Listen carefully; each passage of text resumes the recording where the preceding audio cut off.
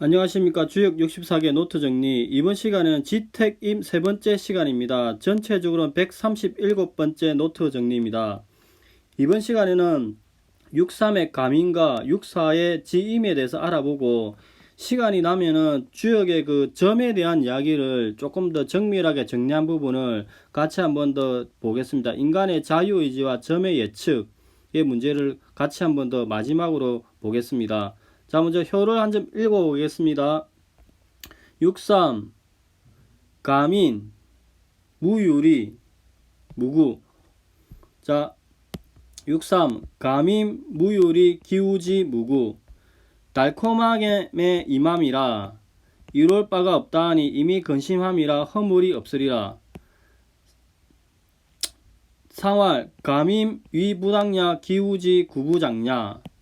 달콤하게 임한다는 것은 자리가 마땅하지 아니함이요 이미 근심함은 행함이 있으니 허물이 오래가지 않는다고 이야기합니다. 즉 기본적으로 이 혀 위치를 보면은 이렇게 제자리는 아니죠. 부당이죠. 그 다음에 응도 아니죠. 즉 63은 음효로서 부당이다. 정응하는 효도 없다고 이야기합니다. 그리고 강한 구위를 타고 있다고 이야기하고, 학계의 기본 태의 제일 위에 있다고 이야기합니다. 그래서 설명하기를 감임은 달콤하게 아첨하는 말로 다스린다고 이야기를 합니다. 이런 상황에서 기우지, 이미 근심하여서 그것을 근심하면은 개선하고자 하는 마음이 있기 때문에 결국에는 재앙이 없게 된다고 이야기합니다. 즉 감계에서 유일하게 일이 꼬였다가 풀리는 근심스러운 효라고 이야기합니다. 이러한 이유가 결국에는 63은 중도도 모르고 바르지 않기 때문에 이런 효가 나온다고 이야기합니다. 다사는 탐관오리가 복록의 달콤함을 탐하면서 백성들에게 굴림하니 이로움이 없다고 말씀하십니다.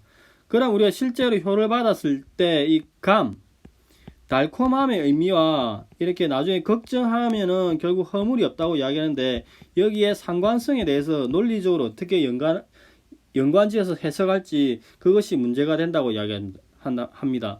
즉 감이 달콤하다 하는데 무엇이 달콤하다는 이야기인지, 그리고 기우지, 이미 걱정을 한다는데 무엇을 근심한다는 말인지 그 구체적인 내용과 실체에 대해서는 없는 편입니다. 이것은 개별효를 받았을 때 조금 더 고민해야 될 지점인 것 같습니다. 64를 읽어보겠습니다. 64 지임무구. 상활 지임무구 위당냐. 지극하게 임하니 허물이 없다. 지임무구는 자리가 마땅함이라. 이렇게 이야기합니다. 자, 기본적으로 64는 제자리고 초구와 응의 관계 있죠. 바른 자리이고, 그래서 이제 이거 보면은 64는 정위, 바른 자리이고 음효로서 바른 자리다. 64 입장에서는 위아래, 위에 이렇게 위아래야 이렇게 세효는 그를 따르는 군중이라고 이야기합니다. 따라서 그들과 가장 근접하고 친근하니 허물이 없다고 이야기합니다. 이건 아까 설명했죠. 이 부분은. 그래서 이 지의 의미가 지극하다, 군중과 무척 친근하다고 이야기합니다. 그래서 이제 또 다르게 설명하는 방법은 정의, 음유하나 과강한 초구와 잘 화응한다. 즉 일사가 서로 잘 화응한다 이 말이죠. 즉 육사는 초회보다 높으니 위에서 아래로 임하는 임계의 본위와 일치하고, 그래서 임함이 지극하고 아래 초구의 신뢰를 받아서 화합으로 이끌 수 있는 그런 자리라고 이야기합니다. 그러면 지극하게 임한다고 할 때, 실제 효를 받을 때 이 지극하게 임한다는 이 지자의 의미가 이제 해석의 포인트죠. 그래서 이 지극의 의미를 이제 개별 효를 받았을 때 조금 더 고민해야 될 것 같습니다. 자, 여기가 일반적인 설명이고 다산의 설명을 보겠습니다. 여기 글을 보겠습니다. 감림, 무유리, 기우지, 무구. 감림, 위부당냐, 기우, 구부장냐. 탐관오리가 복록의 달콤함을 탐하면서 백성들에게 굴림하니 이로울 것이 없다. 이미 근심하고 있는지라 허물이 없다. 상활, 감림은 그 지위가 합당하지 않게 처신함을 말한 것이다. 이미 근심하고 있는지라 결국 허물이 오래 가지 않을 것이다. 이렇게 이야기합니다. 즉 기본적으로 이 지택임은 상기가 고온이 맛으로 치면 단맛이죠. 그래서 태의 입이 열려있어 이 단맛을 즐기는 거죠. 이런 의미가 탐관오리가 백성들의 복록을 달콤함을 타면서 뻔뻔하게 백성들 위에 군림하는 그런 상이라고 이야기합니다. 즉 지택임의 상께 고는 흙이 단맛이 있는데 지택임께 아래께 입이 열려 있으니 그 백성들에게 임한다고 이야기합니다. 즉 감림은 이익의 달콤함을 탐하면서 군림, 즉 탐관오리가 오로지 그 녹봉의 달콤함을 탐하면서 뻔뻔하게 백성들의 군림한다고 이렇게 이야기합니다. 그러면 기우지는 학계, 지택임의 태가 기쁨인데 기쁨의 반대는 근심이죠. 그래서 이렇게 삼효가 변하면은 근심이 사라지죠. 즉 이렇게 삼효가 변하면은 기쁨이 사라지죠. 근데 근심스러운 상황이 발생할 수도 있을 거라 생각하는데 효변하게 되면은 제3위가 이게 3위가 원래 이제 음이었는데 이 양강의 자리로 자기 자리 확보하게 되는 거죠. 즉 양이 제자리로 오게 되니까 임무를 완수할 수 있다 이렇게 이야기합니다. 즉 이미 근심하고 있는지라 결국에는 허물이 없게 된다 이렇게 이야기하죠. 그러니까 이 위가 부당하다는 것은 원래 지택이 본계 3위가 음이로서 제자리가 아니다 이렇게 이야기합니다. 그 다음에 이제 육사를 보겠습니다. 지림무구 상활 지림무구 위당냐 백성들에게 다가가서 임하니 허물이 없을 것이다 이렇게 이야기합니다. 상활 지임무구는 그 지위가 합당함을 이야기한다 이렇게 이야기합니다. 즉 원래 이 지택임은 6.3이 효변하면은 이렇게 뇌택기매가 되죠. 근데 뇌택기매는 또 다른 모계인 지천태로 붙었죠. 그 지천태 학계는 이렇게 건의 부유함이 있고 상계고는 비어있고 공한 측면이죠. 즉 지천태 기스는 고의 나라가 비어있다고 이야기합니다. 그런 추이를 하게 되면은 건의 강 하나가 이렇게 이제 올라가는 거죠. 그래서 건의 강 하나 올라가니까 이게 진이 되죠. 그래서 진의 군주가 되어서 지극하게 백성들에게 임하는 상이 나온다고 이야기합니다. 또한 그 무구와 위당은 지택임계 시즌에는 이렇게 태가 음이 강을 타고서 위험하죠. 근데 나중에 뇌택기매가 되면은 이 이제 4가 3으로 오니까 결국에 4가 3으로 이렇게 오니까 하강하죠. 그 음이 자신을 낮추니까 허물이 없다고 이야기합니다. 그 다음에 위치가 합당하다는 이야기는 결국에는 이런 여기에 뇌택기매의 모계가 된 지천대에서 이렇게 양은 상승하고 음은 하강하는 이 상을 보니까 결국에는 위치가 정당하다 이렇게 이야기합니다. 자, 여기까지가 지택임에 대한 그 6.3과 6.4에 대한 설명입니다. 오늘은 이제 6.3 지택임의 6.3에서는 감의 의미, 달달함의 의미가 기우지, 이미 걱정하고 있다와의 상관성에 대한 검토가 필요하고 6.4에서는 지극하게 임한다고 하는데 그 지극하다의 뜻이 무엇인지 검토를 할 필요가 있을 것 같습니다. 자, 여기까지가 일반적인 설명이고 이번 시간에는 조금 더 연결해 가지고 주역의 점서적 기능에 나타난 결정론과 비결정론, 주역의 점서적 기능에 나타난 결정론과 비결정론, 그리고 자유의지에 대해서 같이 한번 보겠습니다. 이것은 주역, 운명과 부조리, 그리고 의지를 말하다 주호광 교수님 책에서 많이 인용했고 제가 또 아는 한도 내에서 정리를 한 것입니다. 주호광 교수님 책을 직접 구할 수 있으면은 구해가지고 보는 것도 좋을 것 같습니다. 이 책 매우 재미가 있고 또 교수님 글도 참 잘 쓰시고 이 안에 보면은 삶은 달걀이라는 계란이라는 이야기가 나오는데 이 부분 정말 재밌습니다. 한번 읽어보시면은 웃음이 나올 것입니다. 자, 주역과 우한의식 부분을 보겠습니다. 주역은 유력의 가치 문항이 우한의식에 근거해서 괴를 만들었으며 처음에는 점서적 기능의 목적으로 만든 게 사실이죠. 그래서 우리가 노트 정리한 것도 주역과 관련된 중국 역사를 간단하게 정리했는데 이것은 주역 64개 노트 정리 중택태 두 번째 시간에 있습니다. 그리고 우리가 점을 계속 조금씩 이야기했죠. 오늘이 거의 마지막일 것 같습니다. 점에 대해서 이야기하는 거. 기본적으로 책은 저는 고영의 점법을 공부를 했는데 춘추점 서역 김상섭 교수님 책을 보는 게 제일 낫고 그 다음에 노트 정리 제가 계속 꾸준하게 한 노트 정리 1부터 6까지 기본적으로 보시고, 그 다음에 주역 64개 노트 정리 특화역 세 번째에 그 이제 점에 대한 이야기 있습니다. 이런 점에 대한 얘기가 한 번만 한 게 아니라 크게 9번 정도 이야기했는데, 이 9번 정도가 한 게 뇌하풍 첫 번째와 세 번째, 화산역 첫 번째, 중풍선 첫 번째, 산수송 세 번째, 지수사 세 번째, 수집이 세 번째, 택내수 첫 번째입니다. 그리고 요번에 지택임 세 번째 노트 정리에 한 것이 있으니까 이 모든 부분을 이제 그 하나하나씩 찾아가지고 보면은 이제 점을 치는 방법과 그 관념을 세우는데 많은 도움이 될 것이라고 생각을 합니다. 자, 여기까지 이제 그 제가 노트 정리한 부분을 말씀드렸고, 이제 주역을 크게 바라보는 관점에서 상수학과 의리학적 관점이 있습니다. 상수학은 상과 수를 기본으로 하여서 물상을 중시하는 데에 비해서 의리학은 의미와 이치, 군자의 수기치인 도리를 중시합니다. 이제 의리학의 대표적인 학자로서 왕필이라는 학자는 득의 망상설을 주장했는데, 이 내용을 보면은 사물의 본 뜻을 얻었으면은 상을 잊어도 괜찮다고 이야기합니다. 그래서 주역에서 중요한 것은 의미와 이치이지 물상은 이를 이루기 위한 수단에 불과하다고 이야기합니다.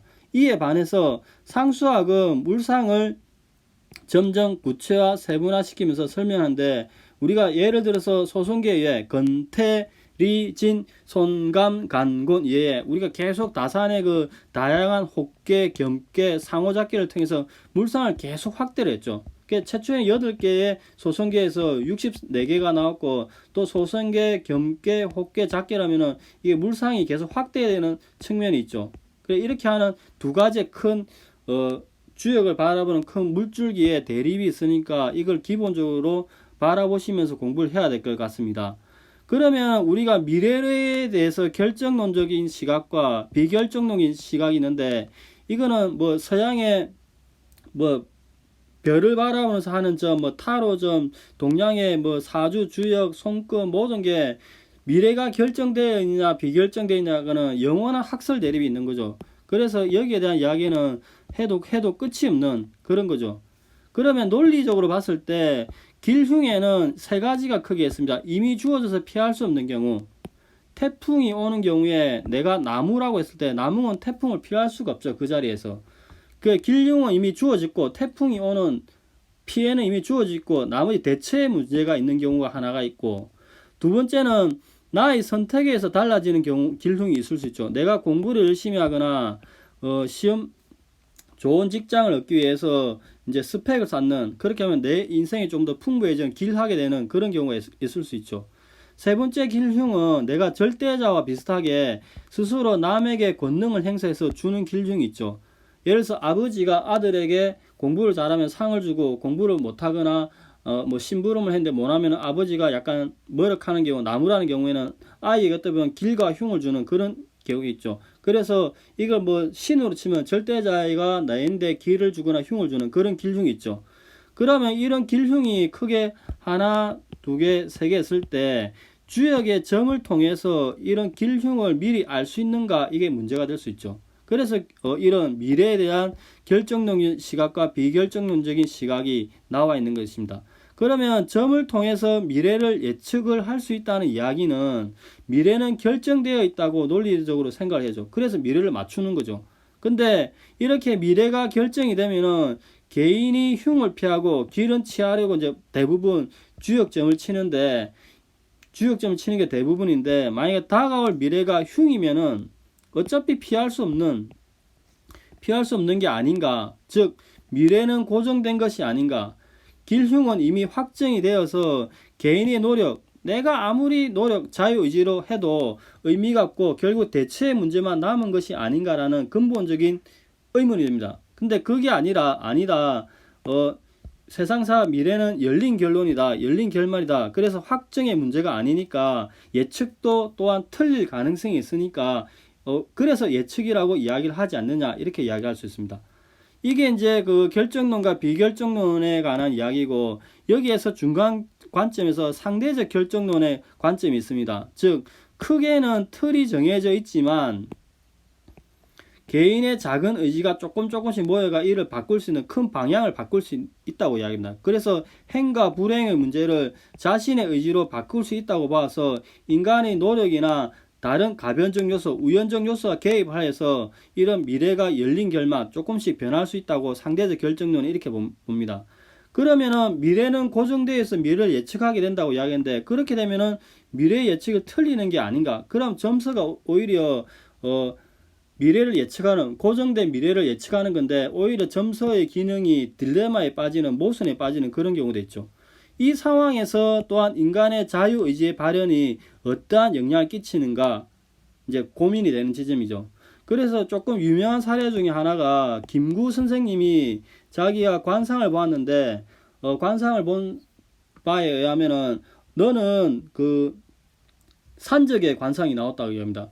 그런데 김구가 크게 낙담을 했는데, 근데 김구는 독립운동을 하고 위대한 지도자로 되었죠. 그래서 김구가 그걸 보고 관상불려심사, 관의 상이 불려 마음의 상보다 못하다. 결국 인간의 자유의지가 더 중요하다고 강조를 많이 했죠. 그래서 관상불려심상이 정해진 운명에 순응하기보다는 개인의 적극적인 선택과 의지로서 극복할 필요가 있다, 이렇게 이야기하는 할 때 대표적으로 나오는 에피소드입니다. 그러면은 이렇게 미래에 대한 결정론과 비결정론 시각이 있을 때 인간의 자유의지는 또한 어떠한 영향을 끼치는가, 이렇게 조금 고민할 필요 있죠. 그럼 자유의지를 인정할 건가 말 건가의 문제가 선제적으로 나오는데, 형법에서는 인간의 그 범죄를 실현하는 책임의사를 이야기하기를, 범죄에 있어서도 행위자가 소질과 환경에 영향을 받아서 이에 지배되는 것에도 불구하고 일정한 범위 안에서는 자신의 고유한 가치관념에 따라 행위를 함으로 자유의지를 인정할 수밖에 없다고 봅니다. 이렇게 보면은 세 가지가 이제 삼각형으로 문제가 있죠. 미래 예측에 관한 문제를 두고 결정론과 비결정론의 문제가 일단 나오고, 인간의 자유의지가 이렇게 세 꼭지가 서로 상호 교차 관계에 놓이게 되죠. 즉 여기 그림을 보면은 이렇게 미래를 점치는 상황에서 예측 또는 점을 하는데, 여기에 내 자유의지가 어떻게 개입될 건가에 따라서 이게 세 가지가 삼각형을 이루면서 이제 교차관계에 놓이게 되는 거죠. 그러면 인간의 자유의지와 이제 미래 예측을 보면은 이제 이게 인간의 자유 불굴의 의지로 극복하는 게, 레미제라블의 장발증이 아라스 재판장 쌍마티웨라는 그 가짜 범인이 잡혔음에도 불구하고 자기가 마들렌으로서 시장으로 잘 살 수 있음에도 불구하고 아라스 재판정을 가는 게 자유의지를 끝까지 끊임없이 그 도덕적 관념에서 실현하는 거죠. 이 장면이 유명한 소설에서 나오는 건데, 이 미래 예측의 관점에서 보면은 기본적 전제가 자유의지 개념 자체를 선제적으로 인정할 건가 말 건가의 그 대립이 있습니다.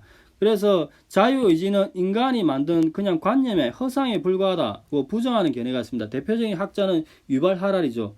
근데 우리가 일반적으로 인간의 자유의지, 영혼 이런 걸 긍정할 때 현재 내가 알지 못하는 미래가 확정된 상태로 현재 나에게 달려오는 것인가 의문을 가지고 있죠. 즉 우리가 터미네이터 2나 백 투 더 퓨처 보면은 미래에 대한 상황을 바꾸기 위해서 이제 과거를 하거나 미래는 시간 여행을 하는 거죠. 터미네이터 2는 그 지도자를 이제 엄마를 죽이기 위해서 뭐 과거로 다시 오는 거고, 그러니까 미래가 연결된 거죠. 그래서 미래가 확정된 상태를 바꾸기 위해서 온다고 이야기하는데, 그러면 이 전제는 미래가 고정되었다는 전제에서 하는 거죠. 즉 미래가 하나로 단일된 고정된 상황인가, 미래가 확정된 상태로 현재의 나에게 끊임없이 달려오는 그런 상황인가 고민을 하게 되는 거죠. 그렇게 되면은 오히려 내가 현재 지금 좋은 회사를 가기 위해서 스펙을 쌓고 좋은 학교를 가서 공부를 하고 있는 게 흉하기 위한 것보다는 길하기 위한 나의 자유의지의 실현 노력이 이렇게 고정된 미래와 어떤 약간 충동, 갈등 관계에 있죠. 그래서 이렇게 되는 상황에서 과연 주역은 어떠한 역할을 하냐 이 말이죠. 그 이제 교과서나 다른 책을 보면은 기본적으로 보면은 주역은 수많은 개와 효사를 통해서 이러한 노력과 행동에 대해서 여기가 중요합니다. 상황에 대한 행동 및 상황에 대하여 특정한 사태가 주는 사태의 추이의 경향성 또는 패턴의 진행을 미리 알려준다고 이야기합니다. 그 미리 알려주는 방법이 점서적 기능과 의리학적 견해가 대립을 하면서 끊임없이 이제 내려오는 거죠. 자, 이 부분은 여기까지 정리를 하고, 그러면 또 이제 개인의 길흉을 예측하는데 시스템의 공정성과 예측의 문제를 이야기할 수 있습니다. 즉, 개인의 노력과 엄청난 노력과 자유의지와 무한하게 이미 시스템 안에서 불공정한 경우, 예를 들어 신분 사회나 오늘 공정성이 문제되는데 지극히 불공정한 사회일 경우에는, 이런 시스템이 고착화된 된 경우에는 개인의 의지만으로 해결할 수 없는 경우가 매우 많다고 이야기합니다. 이때 예측은 결국 일정한 한계를 지닐 수밖에 없게 되죠. 그래서 이런 시스템 안에서 불공정, 이미 기득권화된 시스템 안에서 길흉 화복을 예측하는 것은 틀 안에서 이루어지는 것이라 일정한 한계가 있을 수밖에 없는데, 주역 안에서는 이 시스템을 깨기 위한 언급이 있긴 있습니다. 예를 들어서 택화역, 산풍고, 화지진, 천풍구, 이 시스템을 그냥 회피하는 경우도 있습니다. 천산동 같이 그 군자가 비색한 시절을 맞아서 은둔하는 그런 상도 있는 거죠. 이런 경우를 제외하고 이런 경우도 있지만, 그렇지 않은 일반적인 경우에는 주역 역시 일정한 한계가 있기 마련이고 때로는 예측이 벗어난다고도 이야기를 합니다. 자, 여기까지가 이제 그 기본적으로 우리가 주역의 그 이제 의리학적 견해와 점서적 견해를 보면서 고민이 되는 지점이죠. 그래서 이 부분은 이제 그 계속 주역을 공부하면서 계속 이게 머리에 떠오릅니다. 내가 점서적 견해를 어디까지 보고, 그 다음에 그 의리학적 견해를 어디까지 받아들이고, 그럼 개인의 이런 실천적 활동을 어디까지 할 건가, 이 세 개의 이 이제 삼각형 같은 이 카테고리를 어떻게 엮어낼 것인가는 계속 고민이 되는 지점이니까, 주역 공부를 하면서도 이 의지의 실현과 예측의 문제를 조금 더 계속 고민하면서 이 주역을 바라봐야지 발전적으로 이제 진행이 될 수 있을 것 같습니다. 자, 오늘은 여기까지 하고, 아마 점에 대해서 이야기한 부분은 이제 여기서 거의 끝을 맺고, 다음부터는 또 개별 효에 대해서 조금 더 설명하겠습니다.